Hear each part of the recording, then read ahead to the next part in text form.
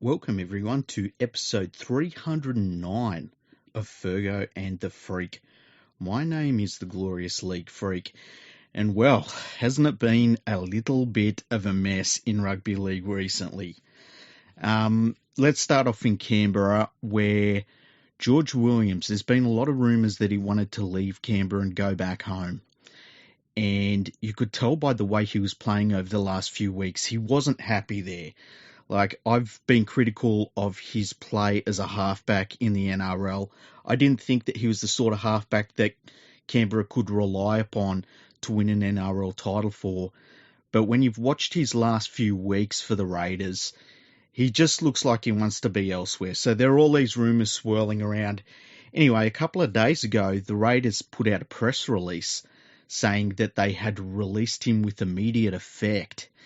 And George Williams hit back with an interesting response because there was a few different things going on here. First of all, James Hooper started writing about it and writing things that George Williams was not too happy about. So George Williams put out a tweet a couple of days ago saying that a report by James Hooper was false. And this is the tweet. He said, "False. I text to explain my mental well-being to the welfare manager. I asked for a release weeks ago for the end of the season. Not once did I ask for an immediate release, but instead of supporting me, the club kicked me out the door. Plus, I've not even signed the release." And then he's got like a questioning smiley face there, I guess you'd call it. So Williams has a problem with the reporting by Hooper, James Hooper. He puts out this tweet. He's obviously not happy with how the Canberra Raiders have handled things, releasing him immediately. And all of this was sort of happening at the same time. Now, Williams' tweet come out while James Hooper was on NRL 360. Now, NRL 360 is a show I don't watch, mainly because there are people like James Hooper on it. And they read this tweet to James Hooper, and you've probably seen the memes that have been started up from the picture. It's pretty funny. He looks a bit clueless. He wrote a response today on his blog on the Fox Sports website, because all he does is blog these days. And he basically said, well, if you really wanted to go home and you were looking for a release at the end of the year, why were you telling your manager to find a club that was near a beach in Australia? Which I thought was a really weird response, because if you go to any English person and said, oh, you want to live near a beach in Australia, they'll kind of look at you and stare at you for a little bit and sort of be like, well, yes, I do. It's an interesting situation, because on one side you've got Williams that's saying, look, I did want to leave the club, but I wanted to go at the end of the year.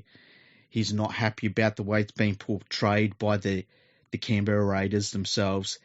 He's really unhappy at James Hooper, as many people are. We had a few former players speak out about James Hooper, including Daniel Mortimer, who had a pretty strong tweet about James Hooper.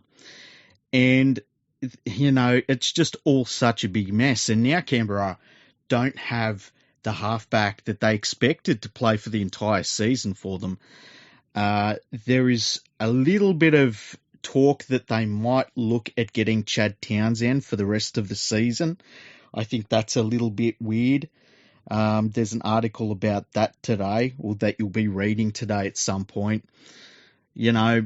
The Raiders, I think, as they were constructed, weren't a title contender whatsoever. And I said that going into the start of the year. I think that they were a team that got so far. They needed to improve, and for whatever reason, they didn't improve. They didn't change the areas of their club that really needed changed. They didn't fix problems that they have. And now what you've got is a team that's not good enough. There's unrest in the camp. They've had one player go, and, they've got a couple of players injured. They've got players that are getting suspended and things like that. It's not a good place for the club to be in. And it's not an easy situation for Ricky Stewart to handle at this point. Who knows who is in the right and who is in the wrong. I'm not going to say anybody is, right or wrong in this regard. I think it'll play out over time. But you do have to now question the way that the Canberra Raiders have recruited from the UK, because they had Bateman at the club, and Bateman's, departure from the club was pretty messy. This is another departure from a former Wigan player that looks like it's going to be messy.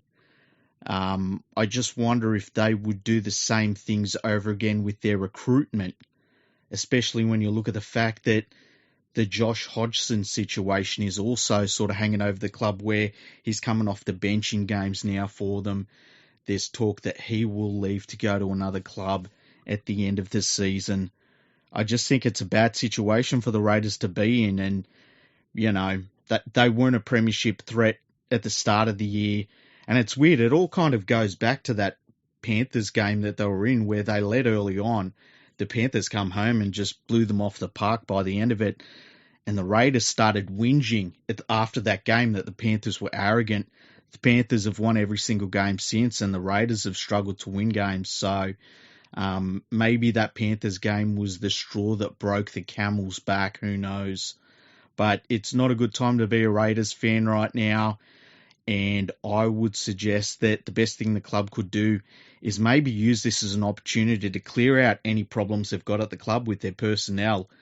Know that this season's done and dusted, and look towards next year. I think they really desperately need a quality halfback too. They need somebody alongside Jack Whiten who can control the play, because, Williams just wasn't very good at that aspect of the game. And I think that they could use a couple of centres as well, to be honest with you. And look, I think Hodgson, you've got to move him on and let him go at the end of the year, because there's just too many problems at the club. They've got to kind of start afresh and look towards their future at this point. Now, State of Origin 1 to be held in Melbourne. A few days ago, I talked a little bit about this on the podcast. There are now grumblings that game could be moved. We're on the verge of Melbourne being locked down they're talking about locking Melbourne down for 5 days because of this COVID outbreak, which is getting bigger and bigger down there, unfortunately. I don't see how you could get to a point where you go from a 5-day lockdown and all of a sudden you're saying, oh yeah, it's all right for 90,000 people to fill the MCG. I just don't see how that happens. I wrote an article earlier today or yesterday, as you'll be hearing this podcast, about where I think it would be cool to see a State of Origin game played if it didn't get to be played at the MCG. Now, the way that I did this was I ruled out Perth and Adelaide, because I think with lockdowns and things like that, I just can't imagine it would be that easy to convince those state governments to bring the Origin circus to their city. So I ruled them out. I also ruled out Sydney and Brisbane, because I can see where the New South Wales Rugby League and the Queensland Rugby League are saying, hey, give us the 2 games and let the other side have one in terms of their genuine home stadiums. But I put together a list of 4 places where I think it would be cool to have a State of Origin game. So the first place I selected was Auckland's Eden Park. Now, they have a capacity of 50,000 at Eden Park, and that's just as is right now. It would take a lot of work from the New Zealand government to okay this.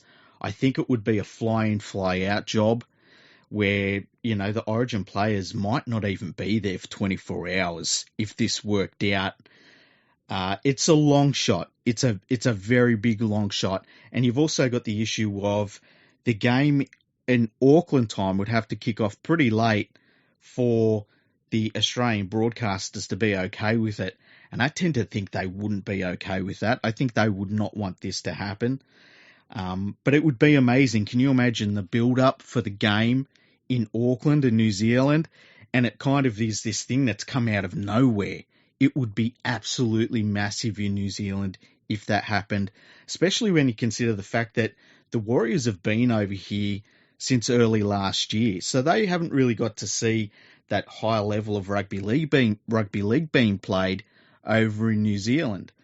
It would be incredible, but I don't think it'd happen. The second place that I think would be really interesting is McDonald Jones Stadium in Newcastle. Now, they have a reported capacity of 33,000 at the stadium. I'm guessing you could probably bump that up with some temporary seating and things like that. I can't even imagine what Newcastle would be like leading into a State of Origin match. It would be absolutely going off. I think it is a nice stadium in terms of, getting an atmosphere when it's full. I think it would really feel like an Origin crowd, which would be really cool. So that would be my second choice. My third choice is Townsville's new stadium. I can't remember what they call it. They might just call it Townsville Stadium at the moment. Now, that's got a capacity of 25,000, so that's a little bit smaller. I think that just giving a State of Origin to an area like that would be absolutely wild. People in North Queensland would snap up the tickets immediately. You could probably charge whatever you wanted for the State of Origin tickets in a 25,000 seater in North Queensland.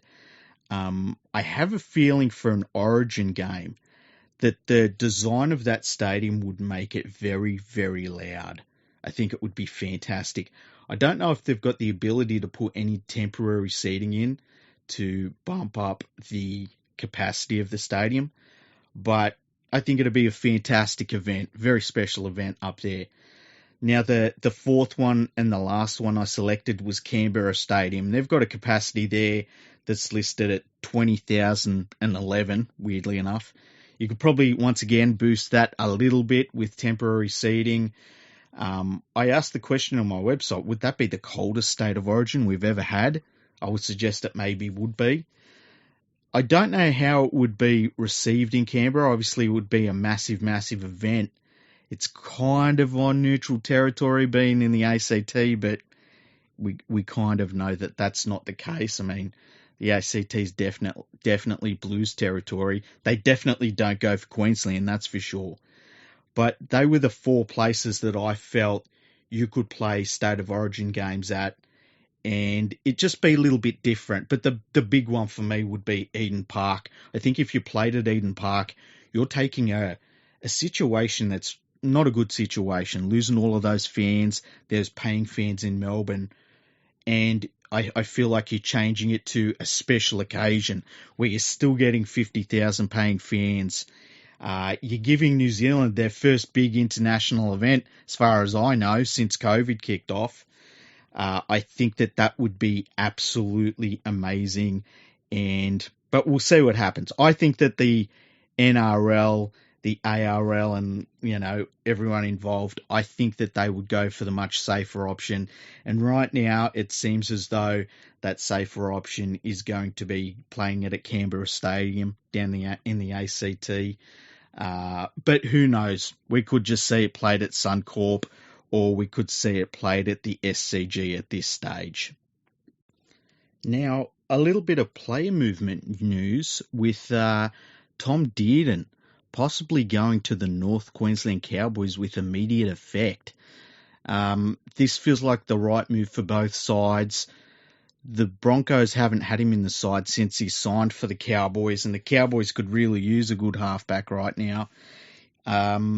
There's always talk when these moves happen that we need a mid-season transfer window so that players can move from one club to another, and then players do move from one club to another anyway. And I never understand what people want from a supposed transfer window. It seems really weird to me, but that's a move that I think will be good for all parties. It'll allow the Broncos to, bring somebody else through in their 30-man squad that they might have an eye on for the future. And it allows the Cowboys to, the future is now basically for the Cowboys. So that's a good move for everyone. Victor Radley, he got a 5-match suspension for his game last weekend. Look, it was, I didn't agree with all of the charges that he was handed. I thought there were a couple of times he did hit players in the head, but I didn't think any of them were all that terrible, to be honest. And I talked about it in the last podcast, there is contact you can do with the head that doesn't do a great deal of damage at all. It doesn't concuss a player, doesn't even really hurt a player. But the NRL has deemed that all contact with the head is potentially dangerous, and so they're going to slam all of these players that are caught doing it. Victor Radley, I liked the way that he come out from the judiciary. He basically said, I'm not changing the way I play. I think I play the right way that rugby league's supposed to be played, and good luck to him. He's probably going to get suspended a whole lot because of it, but let's see what happens. I am really, really worried that the State of Origin games are just going to be completely ruined by this new crackdown by the NRL. We'll see. I actually saw that Trevor Gilmeister today was saying that they need to reward players for tackling lower. And what you see at the moment with the 6 again rule that they're calling, whenever somebody looks like they're slowing down a play, you can see a player tackle an attacking player around the ankles. Really good tackle. But unless they release them immediately and basically allow the player to get up and get a really quick play of the ball, they get called for a 6 again call. It's a penalty to tackle somebody around the ankles or even like a low on the body.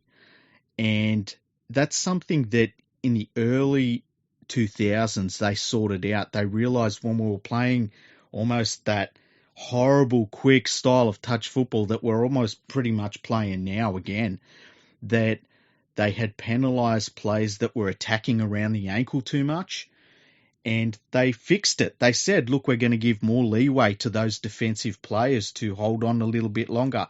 Of course, with all things in rugby league, they stop thinking about it. They go away from it, and then a new referee's boss steps in and says, we need the game quicker. It's better when it's quicker. I don't know why it's better when it's quicker, but it's always better when it's quicker, they keep saying. And yeah, we're back to square one again. So let's see what they do with that rule. I would like them to allow tacklers that are down around the ankles to get a little bit more leeway and to not to hold on unnaturally, but just to allow the tackle to be stopped until they can release a player. That would be a handy thing just in itself. A little bit of news now from over in Super League, and Greg Inglis looks like he will be on the sidelines for at least 2 months with a hamstring injury. They're saying that he picked up a grade 3 hamstring injury, and I tell you what, for how long he has been out of the game, and look, I haven't watched a great deal of Greg Inglis played. I saw some highlights from his first game. He was carrying a lot of weight, but he's the sort of player you expect to sort of run that weight off. But to know he is now on the sideline for 2 months, that's a pretty big blow, and it makes you wonder whether he will see out his contract with the Warrington Wolves. It might be something like this that sees him and the club pull the pin. I hope that it doesn't. I want to see Greg Inglis get back to some sort of form in rugby league. That would be really cool. And it'd be great for Super League to see Inglis, being the absolute monster of a player that he used to be in the NRL. But, oh man, 2 months on the sideline, that is a rough go of it for Greg Inglis. So we'll see how he comes back from that. Hopefully he can not put on too much weight as he is on the sidelines. It's going to be difficult, though. It's going to be real difficult for him to get back to his best from there. Speaking of Super League, the Catalan Dragons and their astonishment at Israel Folau saying he was going to play for the Southport Tigers. I believe that's what they're called, the Southport Tigers. Yes, in the Queensland Rugby League. They basically come out with a press release saying, hang on a second, this guy's still contracted to us. And now it seems the Queensland Rugby League is on their side. The Queensland Rugby League has said that they need a formal release from his contract with the Catalan Dragons before they will even consider allowing him to play in any Queensland Rugby League club. And once they get that international clearance, they will give him permission to play as a community rugby league level player and no higher than that. It's a weird situation. For all of that grandstanding and all of that media attention that Israel Folau and Clive Palmer were able to gather at that press conference earlier this week, and he's still under contract with the Catalan Dragons. Like, what an absolute bloody mess that is. It seems, just incredible. The thing that I have heard, though, about Israel Folau, if he does play in the Queensland Rugby League, they will have it so that if he makes any controversial posts on any of his social media about any of the stuff that's got him sacked before from the Australian Rugby League, they'll have the ability to terminate his contract. So I don't know if that will be enough to, placate people that don't want to see him back in rugby league again. But I guess we will have to wait and see on that one. Now, looking ahead to the rest of the schedule for the podcast. On Friday, I'll be chatting with Jessica Dunn about the Newcastle Knights. They've had a really, really weird season. So it's going to be interesting to talk to her. We flick each other DMs every so often and messages just through open Twitter as well about how the Knights are going. And she, when you've supported a club where you felt like you've suffered for a number of years, and I felt like as a Penrith Panthers fan, I went through that. I can see a lot of the same signs in Jessica and Newcastle Knights fans. So it's going to be interesting to talk to her about that. The other thing that I want to talk to her about is the new TV deal that the A-League and Australian soccer in general has signed. They're moving away from Fox Sports and they're signing with a new streaming service called Paramount Plus, I believe it's called. And they're also signing with Channel 10 as a free-to-air broadcaster. So that's a pretty big deal, and it'll be cool to talk to her about what that might mean for soccer in Australia, but also other codes, including rugby league, obviously. And then on Monday, I'm recording an interview with the boys from Gainline Analytics. It's been a while since we talked to Ben Darwin last, and so we're going to have both the guys from Gainline Analytics on the podcast on Monday.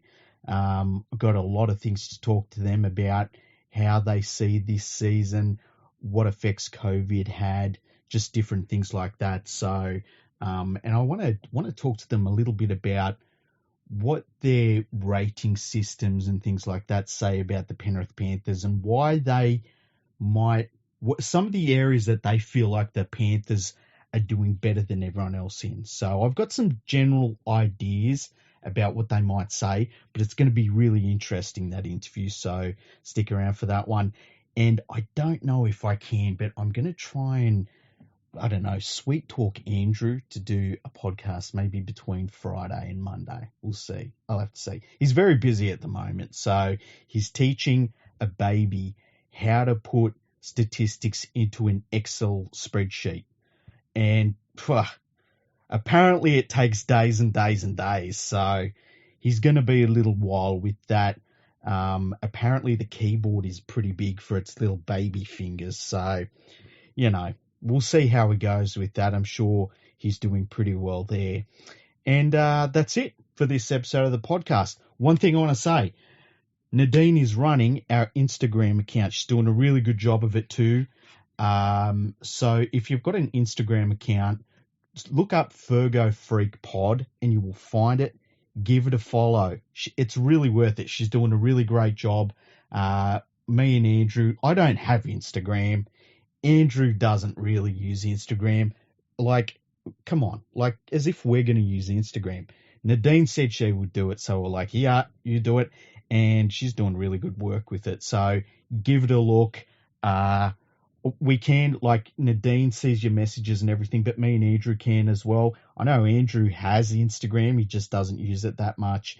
And I can actually get your messages through Facebook, because of how it's all integrated. So that's interesting. Speaking of Facebook, like our Facebook page. If you look up Fergo on the Freak Pod, we're on Facebook. Look up leaguefreak.com on Facebook as well, because I've got a big Facebook page. I've got about 10,000 followers, 10,500 followers or something. So like my page as well. Check out leaguefreak.com. I'm putting a lot of content up at the moment, really random stuff, but it is good to get back into writing lately. And yeah, follow us on Twitter. If you want to support both me and Andrew and everything we do, go to patreon.com/leaguefreak, no spaces, or patreon.com/RL project. We kept our Patreon separate because Andrew had his I think Andrew said he had his for a couple of years before I started mine. And I said to him when I was thinking about starting it, I was like, look, is it all right if I do this? Like, you won't be upset. And he was like, no, go for it. He's always really supportive of what I do, which is really cool to have somebody, a friend like that.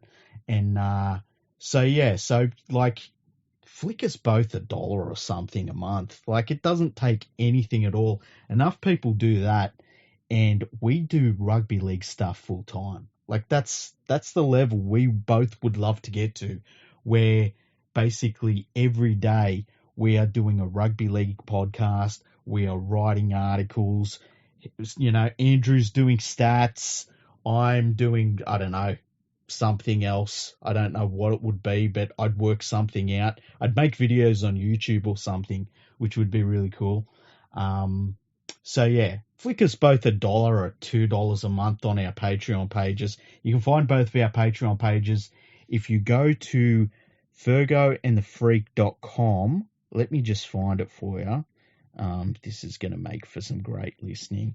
If you go to fergoandthefreak.com and you go to links, and you can, if you go to links and you see League Freak's Patreon page, and then madquackers.com, and then the Rugby League Podcasting Network. No. Yeah, you do. I got to put in. Oh no, Rugby League Project Patreon page is on there too. Yeah, so you can get all of our stuff through fergoandthefreak.com. And you can follow us on YouTube, Facebook, LinkedIn, Instagram, Twitter. I think that's all of them. Are there any others that we've got here? No, I think that's all of them. Oh, we got a MySpace page as well. You can actually find our MySpace page, and you can like us or make us a friend on MySpace. We'd actually really both be impressed by that you could find your login details for your old MySpace pages. Anyway, that's enough from me. Remember to retweet the podcast. Send us emails. We will get to them. I promise you eventually. I really, really promise you I will eventually. And we'll catch you soon.